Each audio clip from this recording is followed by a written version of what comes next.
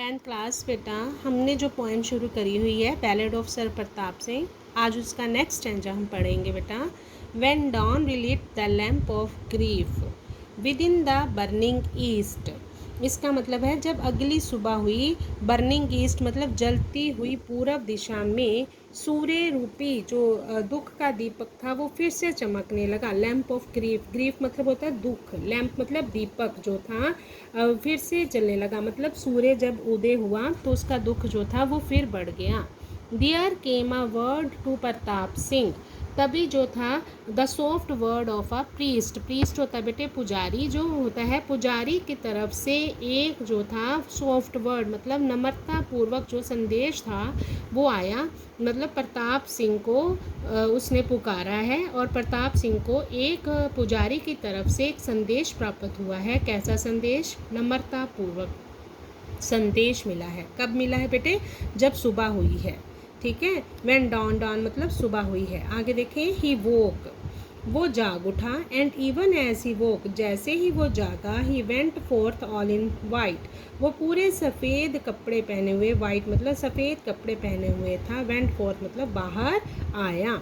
And सा the Brahmins Boeing there, उसने देखा जो ब्राह्मण थे, बॉइंग मतलब सिर झुकाए वहाँ पे खड़े थे। In the hard morning light, और कौन सी रोशनी में? सुबह की रोशनी में। हार्ड उसने बोला है दुख वाली, क्योंकि उसके दोस्त की डेथ हुई थी पिछली शाम को, तो उसको बहुत दुख था, तो जो सुबह की लाइट भी उसे दुखदायक ही लगी है। In the hard morning light and सा द ब्राह्मण्स बॉइंग देयर। ठीक है बेटे, समझ आ गया? हार्ड मॉर्निंग लाइट मतलब सुबह की दुखदायक रोशनी में उसने ब्राह्मणों को सिर झुकाए हुए खड़े देखा।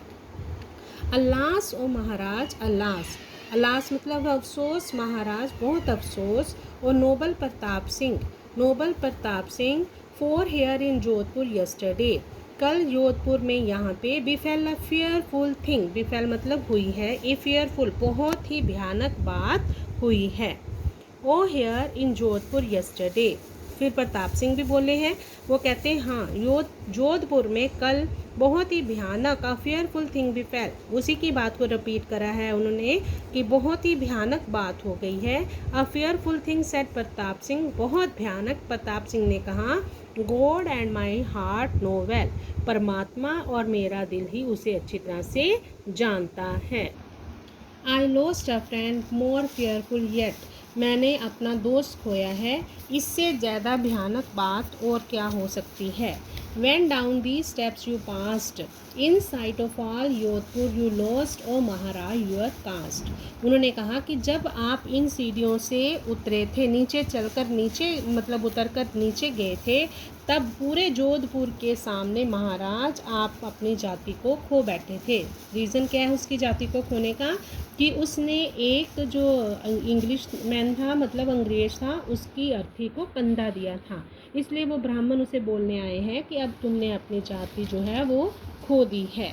Then left the light in Pratap size, तो तब प्रताप सिंह की आंखों में पर क्या हुआ? लाइट मतलब ज्वाला चमक उठी, गुस्सा आ गया मतलब उसे। As the flame leaps in smoke, ऐसे जैसे धुएं में से आग चमक उठती है।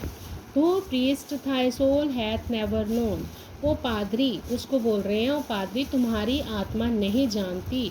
The word thy lips have spoke, कि तुम्हारे शब्द जो लिप्स है, तुम्हारे जो होंठ है वो क्या शब्द बोल रहे हैं। माई कास्ट, मेरी जाति। Know you there is a caste, क्या तुम जानते हो कि एक जाति ऐसी है। अबव माई कास्ट और थाइन, जो अबव मतलब ऊपर है, मेरी कास्ट और तुम्हारी जाति से ऊपर है।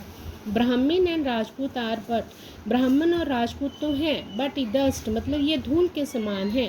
To that immortal line, immortal होता है कभी ना मिटने वाली, कभी ना मिटने वाली जाति के सामने कहते हैं कि किसी ब्राह्मण और राजपूती की जो राजपूत की जो जाति है वो डस्ट है मतलब धूल के समान है। वाइड एज द वर्ल्ड, ऐसी जाति। फ्री एज द ईयर, ऐसी जाति कैसी है? संसार के समान विशाल है। फ्री, फ्री मतलब आज़ाद है, किसके जैसी? हवा के जैसी। Pure as the pool of death, और जो है वो प्योर मतलब क्या है, शुद्ध है, शुद्ध है, पवित्र है, किसके सामने, मौत के सरोवर के सामने। The cost of all earth's noble heart, ऐसी जो पूरी धरती के सज्जन पुरुषों की जाति होती है। Is the right soldier spirit, वो है एक सच्चे सैनिक की जाति।